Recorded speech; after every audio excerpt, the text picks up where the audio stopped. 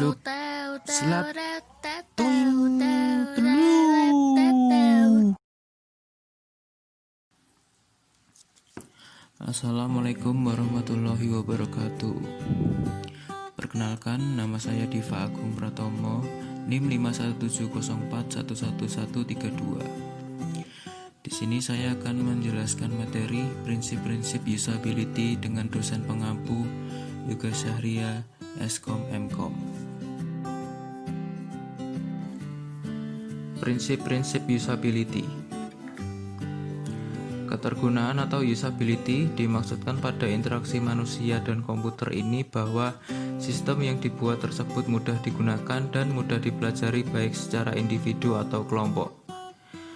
Di dalam prinsip usability terdapat hal-hal yang harus diperhatikan, diantaranya human ability, human capabilities, memory, dan problem solving. Human ability yaitu kemampuan manusia untuk melakukan sesuatu yang dimilikinya.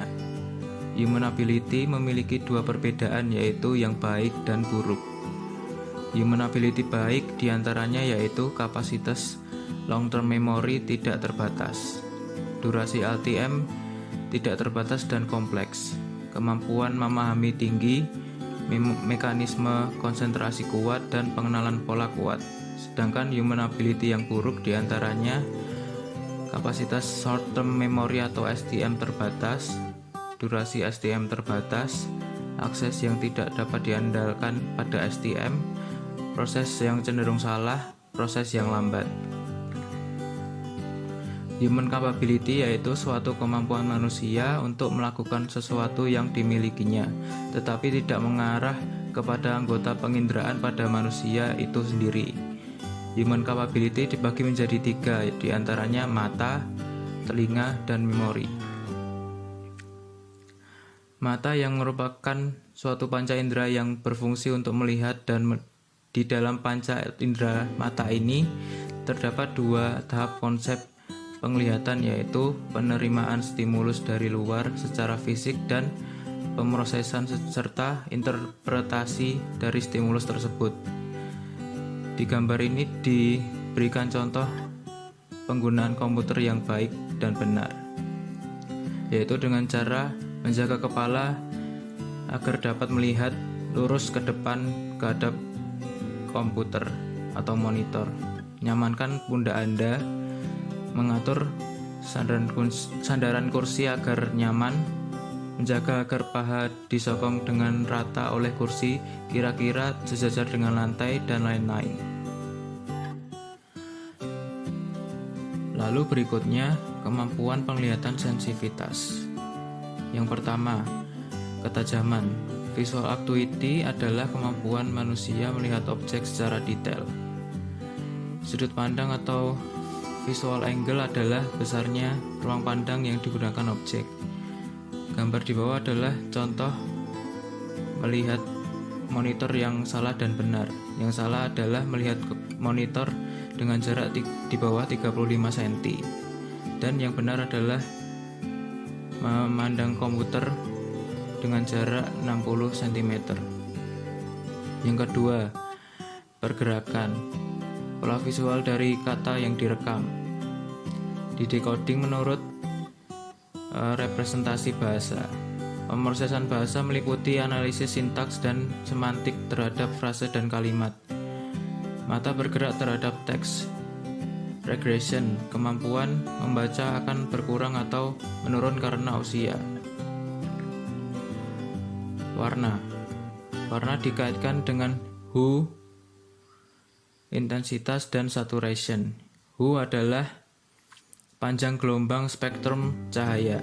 Intensitas adalah brightness dari warna, sedangkan saturation adalah jumlah atau kadar putih whiteness dalam warna. Sekarang telinga. Telinga yaitu suatu panca indera yang digunakan untuk mendengar. Sistem yang terdapat pada telinga yaitu sistem auditori yang memiliki kapasitas sangat besar untuk mengumpulkan informasi lingkungan sekitar. Memori. Sebagian besar aktivitas manusia bergantung pada memori. Selain menyimpan pengetahuan faktual, memori manusia juga menyimpan pengetahuan prosedural. Terdapat 3 jenis memori atau fungsi memori. Yang pertama, memori sensor, memori jangka pendek, dan memori jangka panjang. Memori sensor. Memori sensor bekerja sebagai buffer yang menampung masukan yang diterima dari panca indera manusia. Memori sensor terdiri dari memori ikonik untuk indera visual, memori ekoik untuk indera aural atau auditory, dan memori haptik untuk indera peraba. Memori jangka pendek. Memori jangka pendek atau disebut sebagai memori kerja menyimpan informasi yang dibutuhkan dalam waktu yang singkat atau sementara pada saat kita sedang melakukan suatu pekerjaan. Memori jangka panjang. Memori jangka panjang merupakan sumber daya penyimpanan utama yang menyimpan informasi faktual, pengetahuan berdasarkan eksperimen atau pengalaman, aturan-aturan prosedur tingkah laku, dan sebagainya, atau bisa dikatakan menyimpan semua hal yang kita ketahui. Ada 3 jenis aktivitas yang dilakukan oleh memori jangka panjang: menyimpan atau mengingat informasi, menghilangkan atau melupakan informasi, dan memanggil kembali informasi. Proses melupakan informasi terdiri dari 2 bentuk, yaitu decay dan interference. Decay adalah proses melupakan informasi karena informasi tersebut sudah lama berada di long-term memory, sehingga lambat laun akan terlupakan. Interference disebabkan karena adanya informasi baru yang dapat mengakibatkan informasi yang lama terlupakan. Proses memanggil kembali informasi yang ada di long-term memory terdiri dari 2 bentuk, yaitu recall dan recognition. Recall adalah memanggil kembali secara langsung informasi yang ada di long-term memory. Sedangkan recognition, informasi didapatkan dengan presentasi sejumlah pengetahuan atau knowledge yang terkait sebagai petunjuk. Problem solving.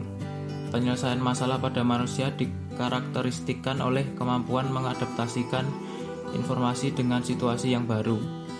Setelah penyimpanan di LTM, kemudian diaplikasikan, penalaran, proses pengambilan kesimpulan mengenai sesuatu atau hal baru dengan pengetahuan yang dimiliki oleh manusia. Reasoning terdiri dari deduktif, induktif, dan abduktif.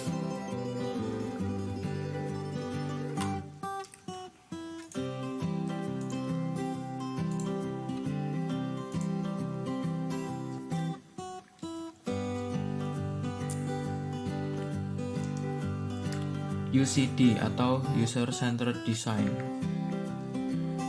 UCD merupakan paradigma baru dalam pengembangan sistem berbasis web. Konsep dari UCD adalah user sebagai pusat dari proses pengembangan sistem, dan tujuan atau sifat-sifat, konteks, dan lingkungan sistem semua didasarkan dari pengalaman pengguna. Prinsip yang harus diperhatikan dalam UCD adalah fokus pada pengguna, perancangan terintegrasi dari awal berlanjut pada pengujian pengguna, perancangan interaktif. Aturan dalam UCD. Kara telah mendefinisikan hak pengguna untuk mentransformasi budaya yang terdapat dalam perancangan, pengembangan, dan pembuatan sistem teknologi informasi, dan untuk memastikan bahwa produk hasilnya akan tepat seperti harapan pelanggan. Aturan dalam UCD yaitu yang pertama perspektif, instalasi, pemenuhan, instruksi, kontrol, umpan balik atau feedback, keterkaitan, batasan, assistance, dan usability. Proses dalam UCD. Ada 4 proses dalam UCD, yaitu memahami dan menentukan konteks pengguna, menentukan kebutuhan pengguna dan organisasi, solusi perancangan yang dihasilkan, evaluasi perancangan terhadap kebutuhan pengguna. Soft System Methodology atau SSM. Keempat pendekatan sebelumnya mempunyai fokus pengembangan yang berbeda. Soft System Methodology mempunyai langkah-langkah sebagai berikut. Langkah pertama dan kedua difokuskan pada pencarian penyataan yang lengkap atas situasi permasalahan. Pada langkah ini dilakukan pertemuan yang melibatkan seluruh pihak yang berkepentingan. Langkah 3 mencoba untuk membuat definisi sistem yang presisi. Langkah 4 menggunakan hasil dari langkah 3 berupa pernyataan sistem secara acak. Prinsip dilihat dari seberapa besar manfaat yang bisa didapatkan dari sistem yang dipakai, apakah sistem tersebut memudahkan atau justru menyulitkan pengguna. Agar dapat mencapai sebuah tingkat usability yang baik bagi para pengguna, dibutuhkan 3 prinsip yaitu learnability, flexibility, dan robustness. Learnability, di mana seseorang pengguna pemula dapat mempelajari sistem dan memanfaatkan sistem secara optimal. Di dalam prinsip ini terbagi menjadi 3 bagian yaitu predictability. Predictability yaitu pengguna mampu menentukan hasil dari sebuah tindakan dalam sistem. Lalu familiarity, yaitu pengguna dapat melakukan analogi dalam desain sistem dengan aplikasi sejenis ataupun alat sejenis yang sebelumnya telah dianggap populer. Yang ketiga, generalizability, yaitu membuat desain operasi sistem yang juga berlaku sama di aplikasi lain yang sejenis.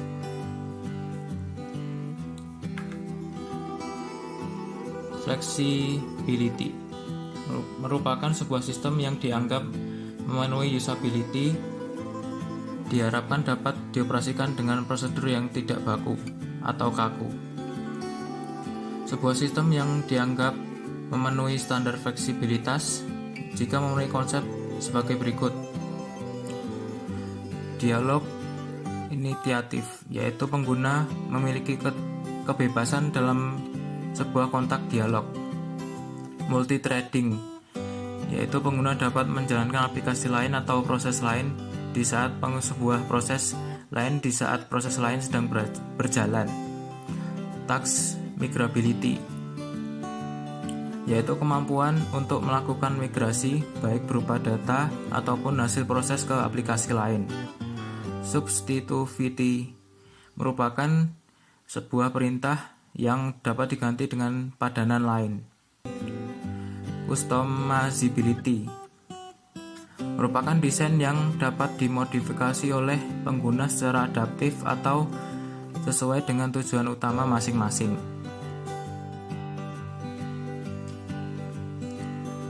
Robustness adalah keandalan sebuah sistem dalam mencapai tujuan khususnya dari sudut pandang pengguna. Dalam mencapainya dibutuhkan 4 kriteria, diantaranya observability, yaitu pengguna dapat melakukan observasi pendahuluan sebelum benar-benar melakukan proses yang sesungguhnya. Recoverability, yaitu pengguna mampu mengkoreksi dari sistem jika pengguna melakukan kesalahan. Responsiveness merupakan sistem yang responsif, berarti sistem ini mampu menerima tindakan user dengan stabil. Task conformance, yaitu kenyamanan pengguna dalam melakukan pekerjaan yang terdapat dalam sistem yang dianggap handal.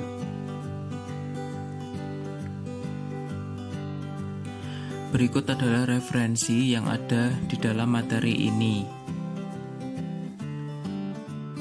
Jika ada salah dalam pengucapan dan berkata-kata, saya mohon maaf sebesar-besarnya. Terima kasih. Wassalamualaikum warahmatullahi wabarakatuh.